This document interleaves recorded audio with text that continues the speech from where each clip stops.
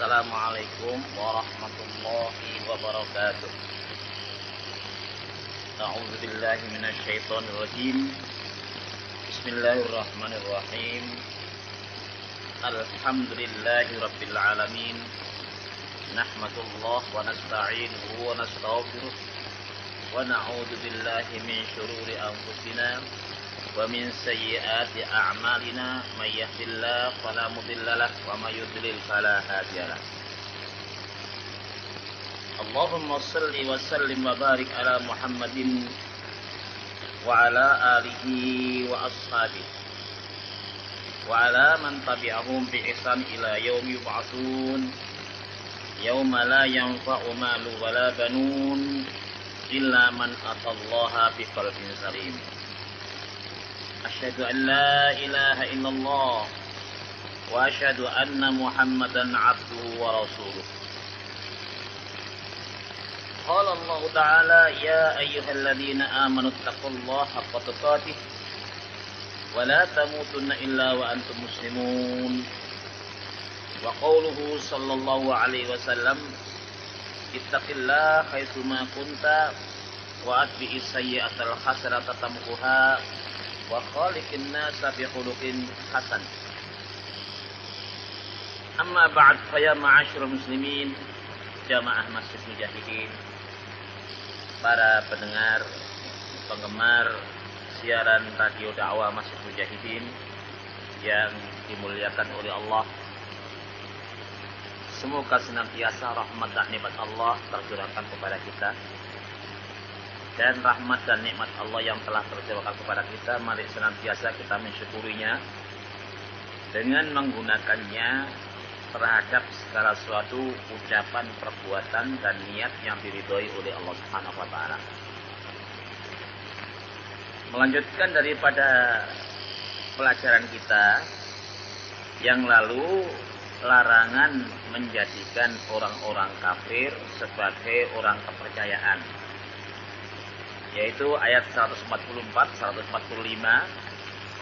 sudah kita jelaskan, yaitu tinggal ayat 146 dan 147. Ayat berikutnya kita sudah pindah kepada juz yang ke-6. Satu juz lagi kita ganti diktator yang telah tersiapkan di sini. Mudah-mudahan kita nanti dapat menyelesaikan. Kita baca dulu mulai ayat 145. Innal munafiqin, dan seterusnya sampai dengan ayat 147. A'udzu billahi minasy syaithanir rajim.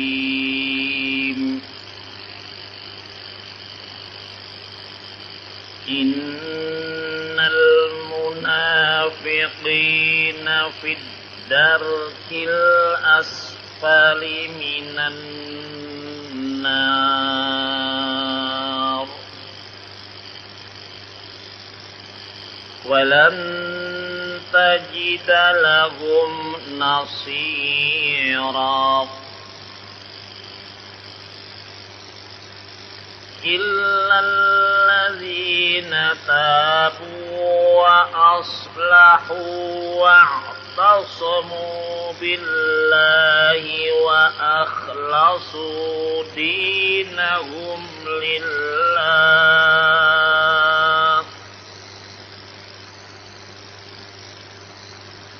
fa ulaika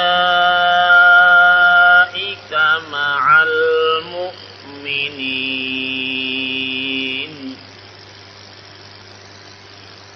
wa sawfa yu'tillahul mu'minina ajran 'azima.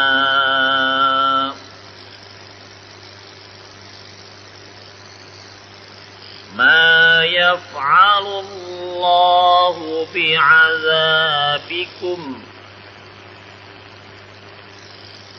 in syakartum wa amantum wa kana Allahu syakiran alima.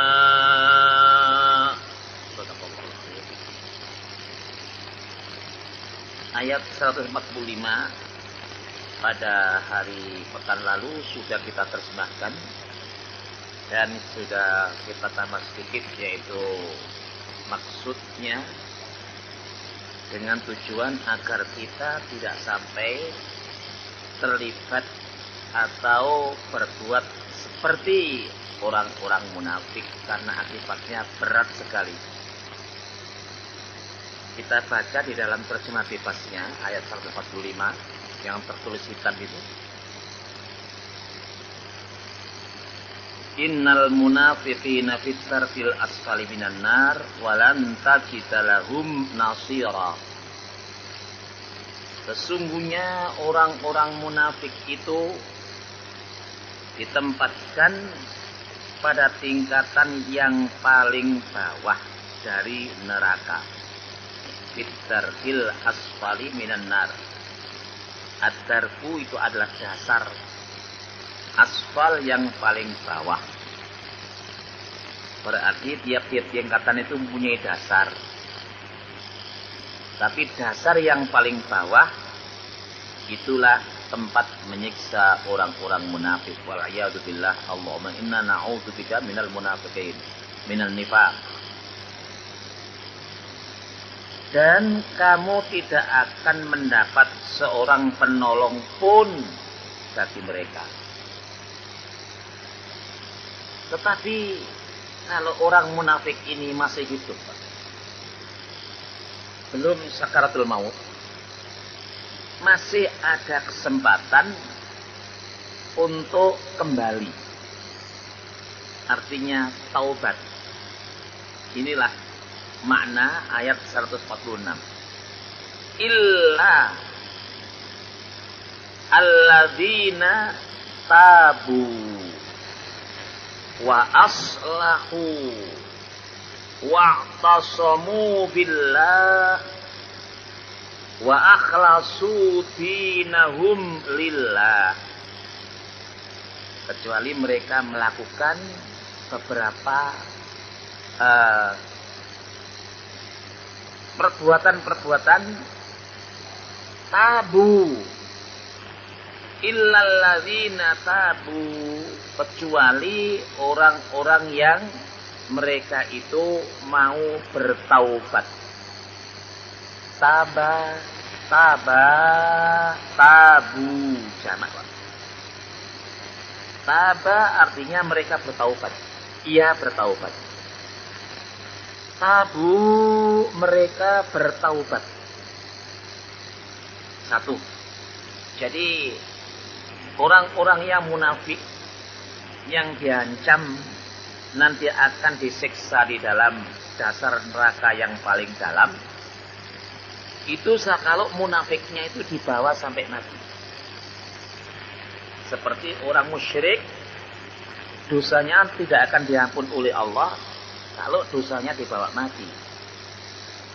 Sedang sebelum mati, ketika masih punya kesadaran, masih punya kekuatan, baik orang musyrik atau orang munafik, kalau dia tabu, bertobat, kembali kepada jalan yang benar menurut Allah, yaitu kembali kepada akidah dan syariah Islam.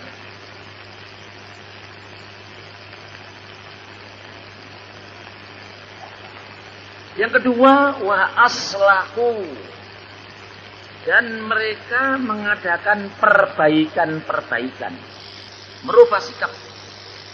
Kalau tabu tadi itu hati, Pak. Kembali kepada akidah yang benar. Karena apa? Akidah yang benar itu beriman kepada Allah, ditasdik dalam hati, diikrarkan dalam lisan, dan diamalkan dengan perbuatan. Nah, wa aslahu, selama munafik itu sekarang sesudah tobat harus ada perbaikan-perbaikan. Perbaikan-perbaikan itu yaitu diantaranya orang munafik itu Tanda-tandanya diantaranya apabila bicara dusta. Mulai ini jangan sampai dusta lagi. Perbaikan itu. Kalau ngomongnya betul. Wa idza wa'ada akhlafa, kalau berjanji memungkiri. Mulai itu kalau berjanji aufu, tepati. Itu perbaikan. Dari ingkar janji menjadi tepat janji.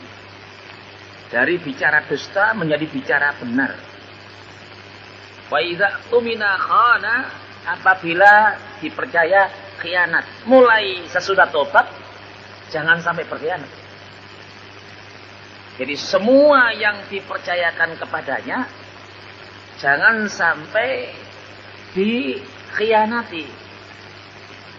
Jadi hilangkan dusta dalam berbicara, hilangkan ingkar dalam janji, dan ubahlah yaitu khianat menjadi dipercaya. Itu wa aslahu di sini. Dan masih banyak lagi perilaku orang-orang munafik. Ingin selalu mendapatkan keuntungan dari orang Islam, lalu berpura-pura Islam. Ingin mendapatkan keuntungan dari orang kafir, kemudian ia bergaya kafir. Nah, ini harus dirubah. Jangan sekali-kali bergaya kafir. Karena walaupun beriman tapi bergaya kafir, yaitu tasyabuh dengan orang-orang kafir. Nah, perbuatan orang kafir itu diantaranya yaitu selalu mengingkari petunjuk-petunjuk Allah. Baik sebagian atau seluruhnya. Itu artinya wa aslahu, dan mengadakan perbaikan-perbaikan. Semua perilaku munafik termasuk mudzabtabina baina dzalik la ilaha ula'i wa la ilaha ula, itu dirubah total. Jangan sampai bicaranya itu pelintat-pelintut. Yang disingkat pelin-pelan, itu zaman Presiden Soekarno itu. Ada istilah pelin-pelan itu. Nah, para jamaah yang terhormat, jangan sampai la ilaha ula'i wa la ilaha ula. Yang lalu kan ada begitu tuh. Sebelum ayat 145, yaitu ayat 143. Yang lalu kan ada sikap munafik, mudzabdabina baina dzalik la ilaha ula'i wa la ilaha ula. Mereka dalam keadaan ragu-ragu antara yang demikian itu, antara iman dan kafir. Ya, ragu-ragu. Kalau iman nanti tidak dapat keuntungan dari orang kafir. Kalau beriman, kalau kafir dikhawatirkan tidak dapat untung dari orang Islam. Maka antara iman dan kafir rubah iman 100%. Jangan sampai diragukan. La ilaha ula'i wa la ilaha ula. Tidak kepada ini, yaitu tidak menjadi orang mukmin, dan tidak pula menjadi orang-orang kafir. Jadi antara mukmin dan kafir itu tidak bisa, Pak. Setengah mukmin, setengah kafir itu tidak bisa. Karena mukmin kalau ia masih setengah-setengah mukmin, ya separuh lagi itu hilang. Apalagi separuh-separuh kafir, yang separuh itu menjadi kafir seluruhnya. Nah, dua sikap ini tinggalkan. Agar mereka tidak sesat karena perbuatan mudzabdzab dan la ilaha illaha ula'i wa la ilaha ula, itu berarti orang itu sesat, tidak mendapatkan jalan. Nah, ini artinya wa aslahu.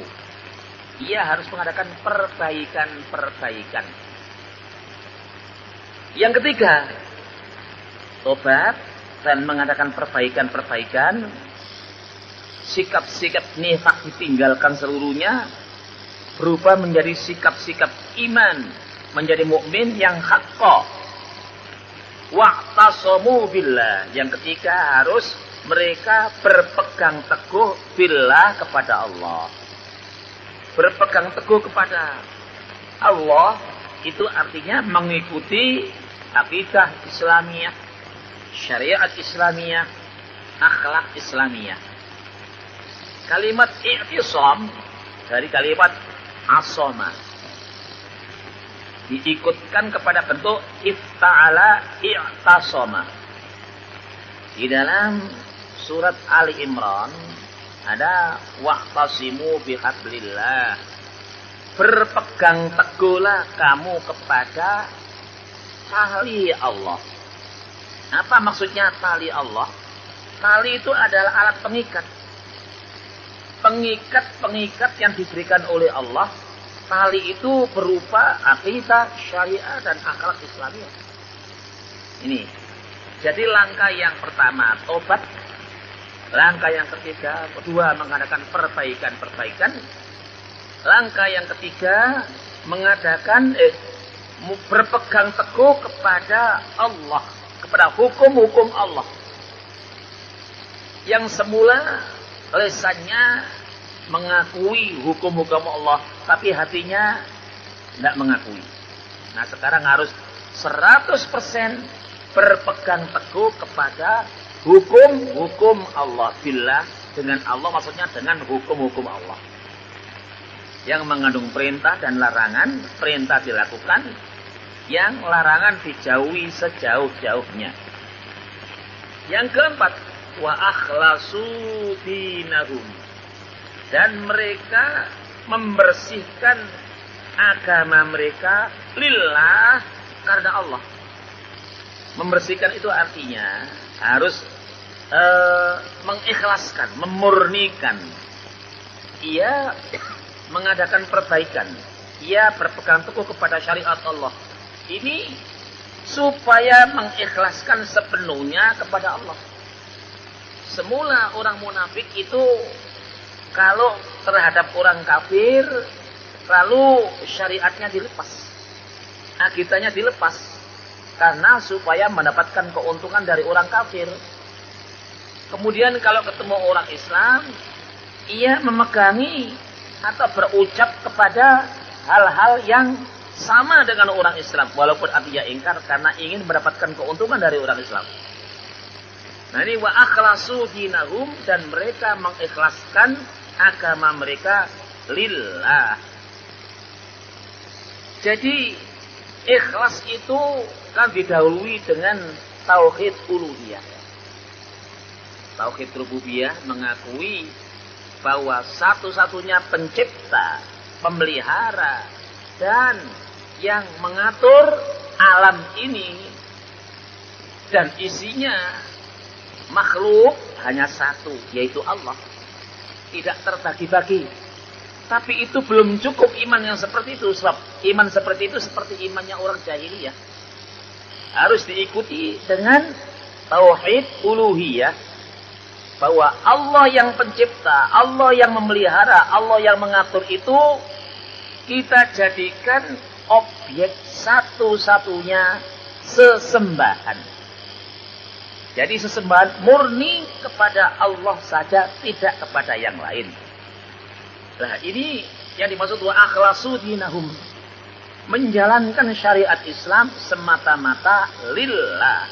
Karena Allah Subhanahu wa taala, tidak pamrih yang lain.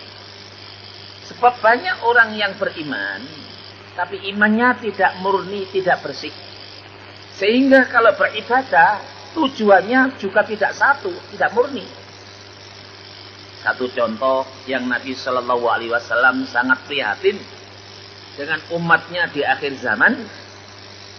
Orang-orang kaya yang menunaikan ibadah haji tujuannya adalah untuk popularitas. Supaya kebesarannya dilihat orang. Supaya kebesarannya didengar orang. Yaitu karena popularitas, riya. Apa namanya? Orang-orang kaya pergi haji tujuannya tanazzuh, piknik. Kemudian orang-orang yang menengah untuk berdagang. Yang paling banyak orang haji itu ingin populer. Jadi tidak ikhlas. Karena ingin mendapatkan sesuatu yang lain. Kemudian orang-orang yang miskin pergi haji itu tujuannya untuk minta-minta sisa daripada perbekalan para jamaah haji. Mereka tahu bahwa orang haji, orang-orang yang sedang menunaikan ibadah haji itu murah hati. Kalau diminta mesti memberi. Apalagi gayanya gaya yang yang minta dikasihani. Biasanya di sana menggunakan kata-kata fi sabilillah, fi sabilillah, fi sabilillah. Sambil mengangkat tangannya menunjukkan dia itu minta. Banyak diberi. Nah, kalau itu tujuannya, itu namanya tidak ikhlas karena Allah. Itu contoh yang diberikan oleh Nabi Muhammad pada akhir zaman. Menunaikan haji itu unsurnya itu tadi. Unsur wisata bagi orang kaya, untuk berdagang bagi orang-orang menengah ke bawah, dan yang paling banyak yaitu untuk popularitas. Yang keempat, orang-orang miskin untuk mencari sisa-sisa dan minta-minta kepada perbekalan jamaah haji. Nah, itu namanya tidak wa akhlasulillah. Orang munafik tidak pernah ikhlas. Tidak pernah ikhlas. Karena apa? Tujuannya selalu mencari keuntungan. Sedikit atau banyak. Dari mana saja. Dari orang Islam atau dari orang kafir. Kalau dari orang Islam menguntungkan, ia mendukung Islam. Kalau dari orang kafir menguntungkan, ia mendukung kafir. Kira-kira sikap seperti itu barangkali di sepanjang masa ada. Ini. Nah, para jamaah yang terhormat, dalam ayat lalu itu kan dilarang seorang muslim, seorang yang beriman, dilarang menjadi teman setia kepada orang-orang kafir, kan begitu. Nah, tetapi orang kafir tidak menguntungkan, diminta dukungan, didukung karena apa? Nanti mendapatkan keuntungan dari mereka. Nah, ini semuanya orang-orang munafik kalau sudah memang berniat tobat, kembali tobat yang penuh.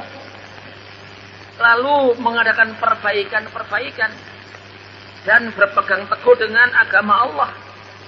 Dan beramal itu ikhlas semata-mata karena Allah. Kalau sudah demikian, faulaika, maka itulah mereka ma'al mu'minin, bersama-sama orang-orang yang beriman. Kenapa? Dia sudah satu garis dengan orang-orang yang beriman. Nifaknya, munafiknya ditinggalkan sama sekali. Faulaika ma'al mu'minin.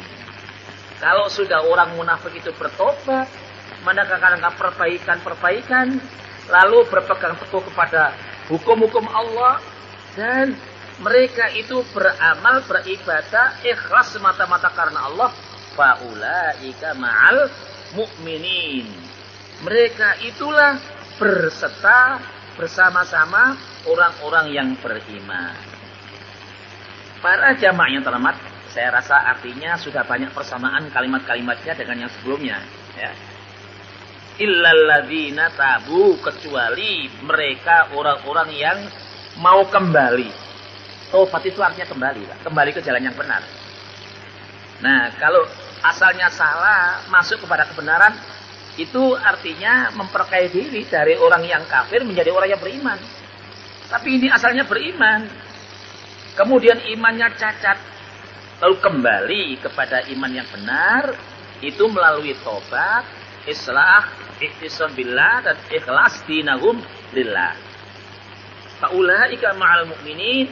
Mereka itu bersama-sama orang-orang yang beriman. Artinya satu garis, satu sirat, satu jalan menuju Allah Subhanahu wa taala.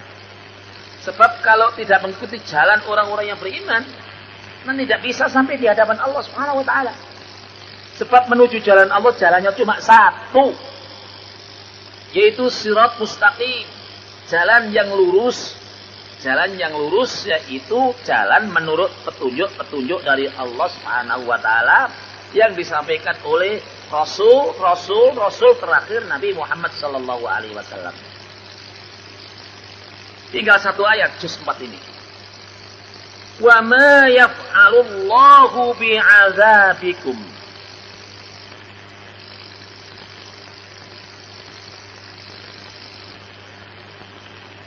Wa saufa yu'tillahu, masih tinggal beberapa kalimat.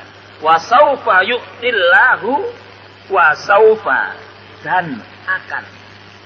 bakal Allah yu'ti memberi al-mu'minin, orang-orang yang beriman diberi apa?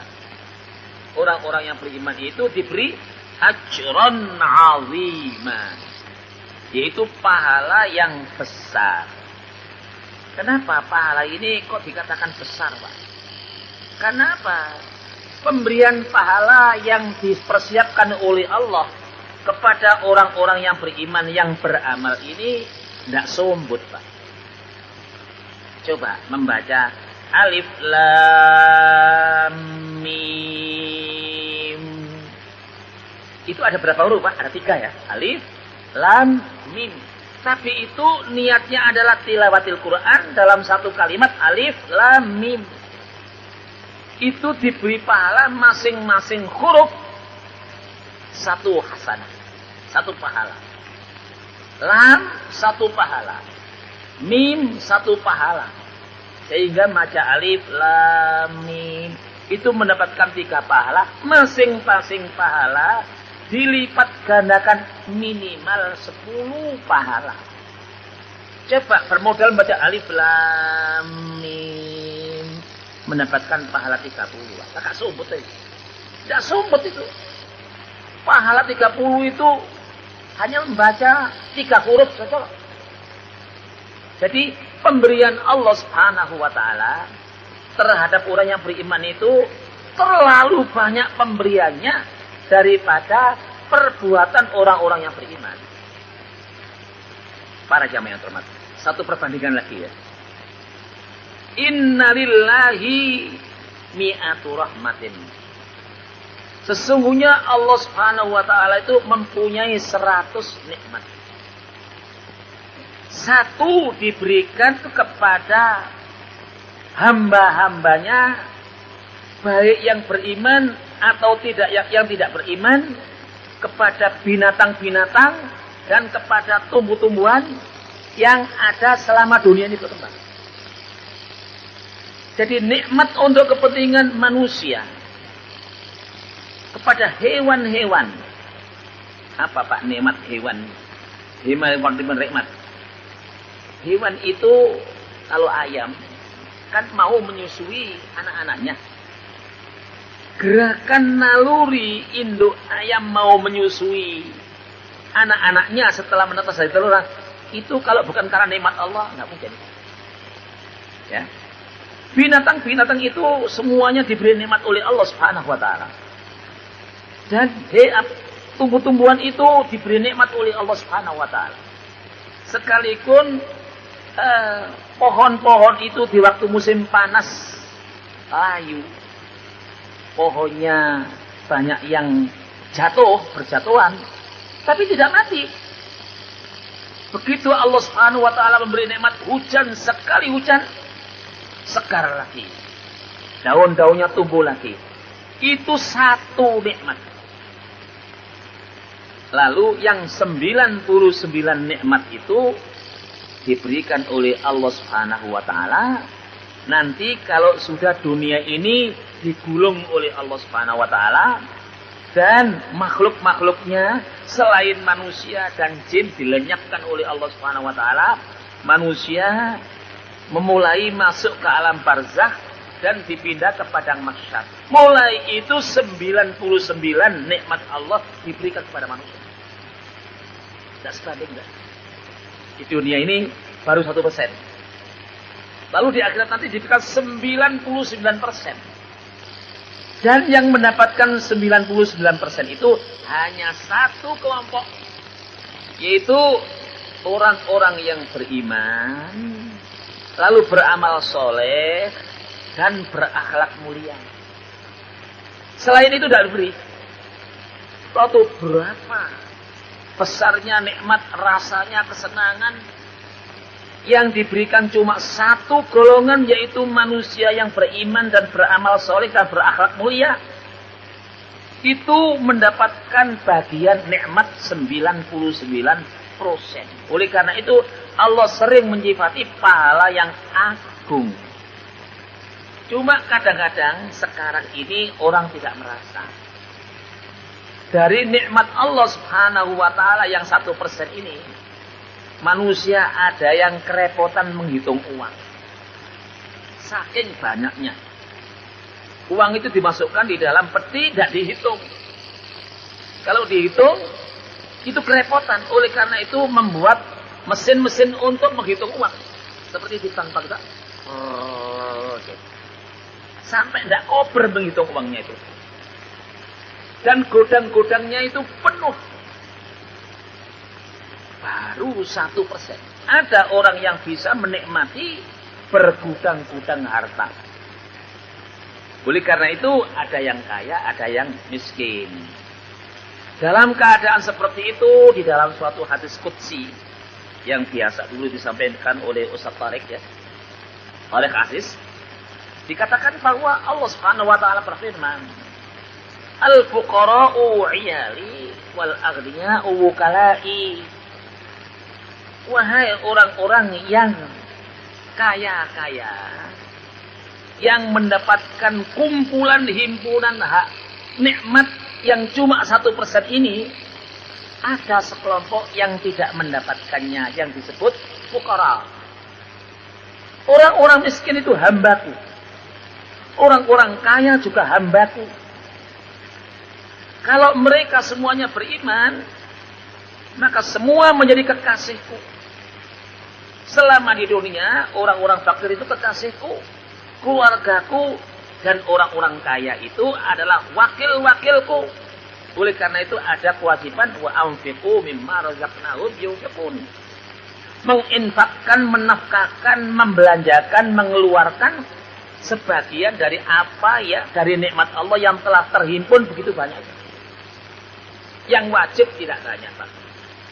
Hanya 2,5% dari kepemilikan dengan batas nisab dan waktu 1 tahun.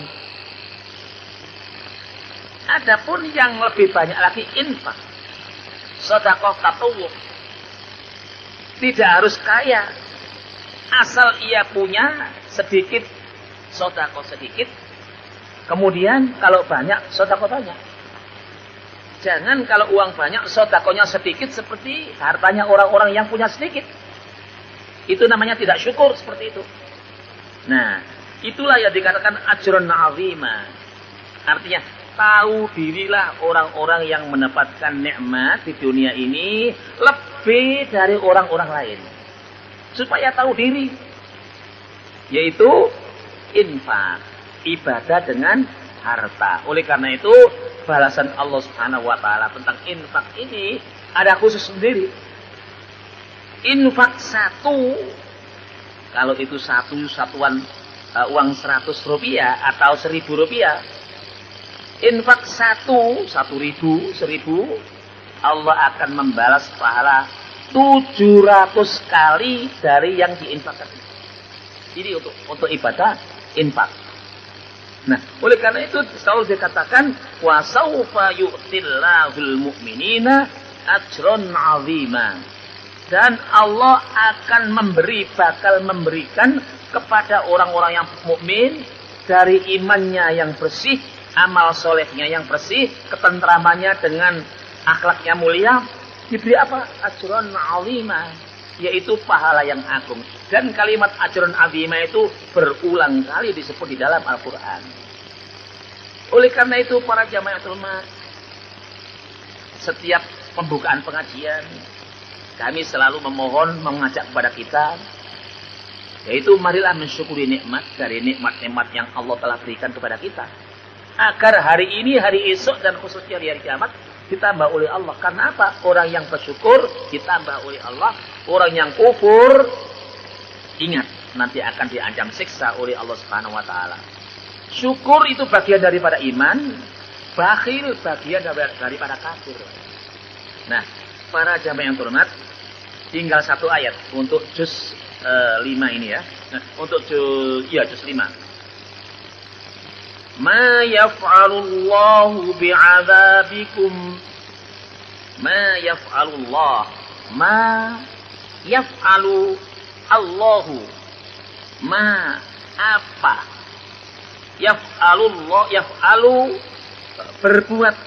Allahu, Allah itu bi'adzabikum, atau ma yaf'alu, mengapa Allah berbuat bi'adzabikum, menyiksa kamu. Kembali kepada munafik lagi. Ma yaf'alallahu bi'adzabikum? Mengapa Allah menyiksa kamu? Ini kalau kita lihat lanjutannya, in syakartum wa amantum wa kanallahu syakirun alima. Mengapa Allah berbuat dengan menyiksa kamu?